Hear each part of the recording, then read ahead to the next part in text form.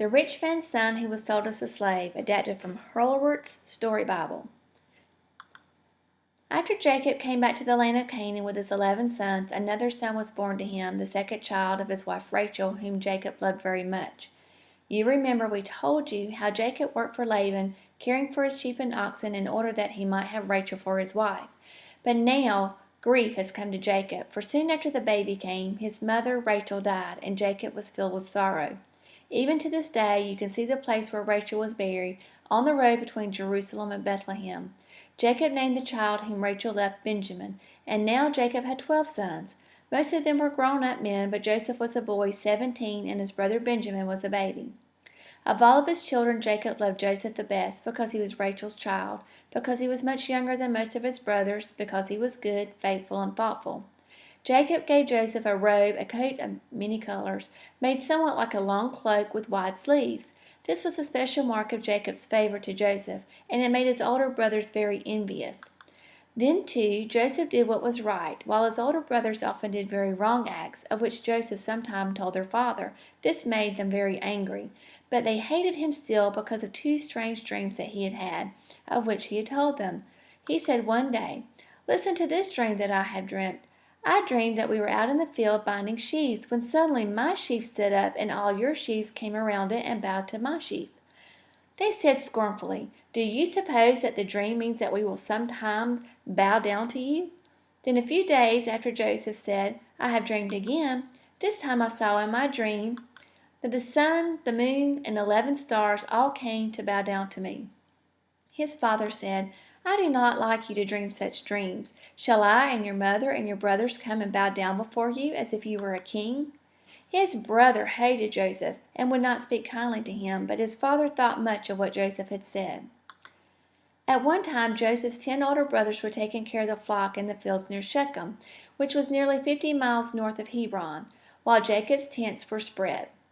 Jacob wished to send a message to his son, and he called Joseph and said to him, "Your brothers are near Shechem with the flocks. I wish for you to go to them and take a message, and find out if they are doing well. Bring me word." This was quite an errand for a boy to go along over the country, but Joseph was a boy who could take care of himself. Along the way, he could not find his brothers. When Joseph reached Shechem, he could not find them, for they had taken their flocks to another place. A man met Joseph wandering in the field and said, "Whom are you seeking?" Joseph said, "I am looking for my brothers, the sons of Jacob. Can you tell me where I can find them?" The man said, "They are at Dothan, for I heard them say that they were going there." Then Joseph walked over the hills to Dothan, which was another 15 miles further, and his brothers saw him from afar coming. They knew him by his bright garment, and the one said to another, "Look at that dreamer coming. Come, let us kill him and throw his body into a pit, and tell his father that some wild beast has eaten him, and then we will see what will become of his dreams." One of his brothers, whose name was Reuben, felt more kindly toward Joseph than the others, but he did not dare to oppose the others openly. Reuben said, "Let us not kill him, but let us throw him into the pit, here in the wilderness, and leave him there to die."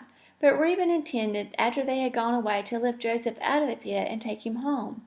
The brothers did as Reuben told them. They threw Joseph into the pit that was empty. He cried and begged them to save him, but they would not. They sat down to eat dinner on the grass while their brother was calling to them from the pit.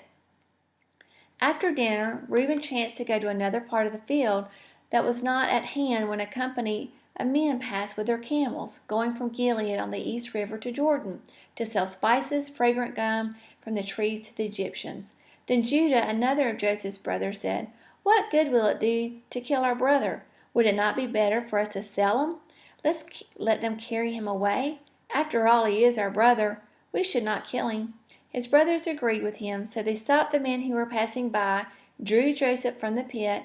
For 20 pieces of silver they sold him. They took him away, down with them to Egypt. After a while, Reuben came to the pit where he had left Joseph. He looked into the pit, but Joseph was not there. Then Reuben was in great trouble. He came back to his brothers. "The boy is not there. What shall I do?" Then the brothers told Reuben that they had done, and they agreed to deceive their father.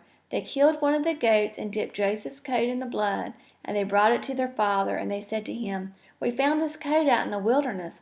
Look and see if you think it is Joseph's." And Jacob knew at once, "It is my son's coat. Some wild beast has eaten him. There is no doubt about it. Joseph has been torn to pieces." Jacob's heart was broken over the loss of Joseph, even more so because he had sent Joseph alone on the journey. They tried to comfort him, but he would not be comforted. "I will go to my grave mourning for my poor lost son." So the old man sorrowed for his own son Joseph, and all the time his wicked brothers knew that Joseph was not dead, but they would not tell their father the dreadful deed they had done to their brother, selling him as a slave.